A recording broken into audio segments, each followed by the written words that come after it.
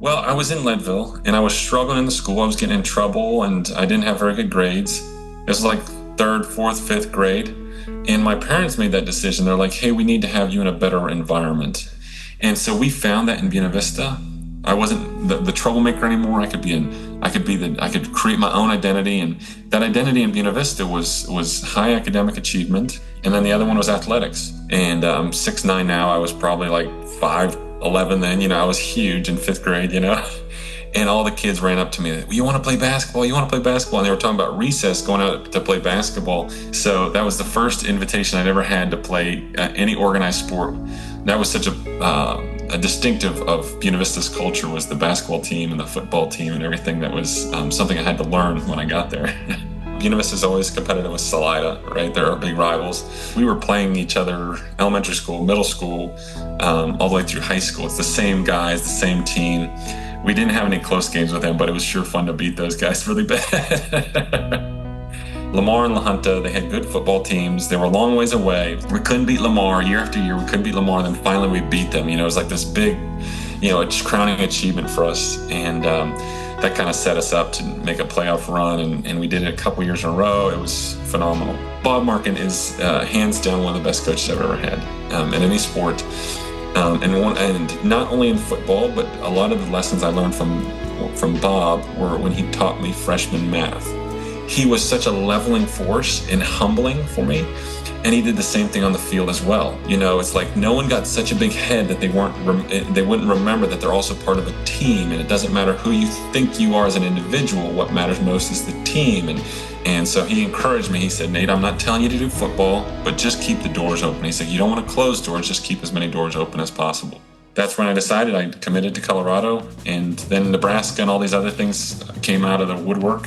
But I'm a Colorado guy, and I couldn't see myself going to Nebraska. so it was the Buffs, And then when I got into college, they're like, okay, well, you're 6'9", and you're faster than the linebackers, so we're going to move you. You can move to defensive end, or you can move to tackle.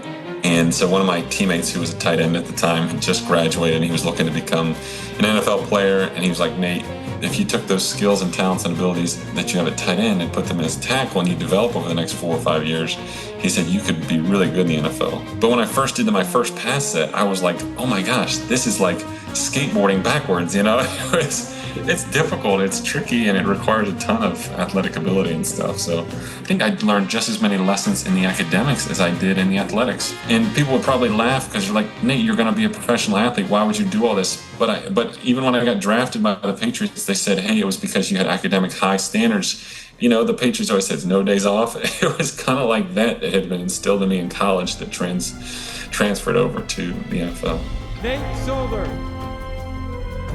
There's no pats on the back. There's no congratulations because you got there early. There was no, hey, good job, you studied your playbook. It was like, that was the expectation. And I actually loved that because it felt like we were all pulling in the same direction. Tom Brady, he threw a camp at Boston College up in Boston. And it was like a 3 or 4 day camp. And so they threw me right in with the first O-line. And so I had started very early to build his trust in me, which was really encouraging. We went to 7 AFC championships in a row. We appeared in 4 Super Bowls. We won 2. That was all crazy. That was unbelievable. Just the run that we had, and all the wins are a result of that preparation. And so I experienced that firsthand after being a part of that. In a large group setting where everyone was working together, which was really special. My mom and dad are phenomenal, tremendous influences on who I am now and who I was in high school. It wasn't, hey, you're Nate Solder, famous football player. It was like, hey, we're a family and we're going to do these things together. We're going to work together and we're going to do the things that are most important, which was those values and hard work and things. Nobody was a bigger supporter of Buena Vista Athletics than her, and I think that was because she loved us so much, me and my brother. I was also surrounded by, secondarily, all the coaches. Matt Flavin, who's now the head coach, is still a really good friend. Bob Wood was my basketball coach. These phenomenal guys that pushed me really hard, that knew me really well, that held me accountable.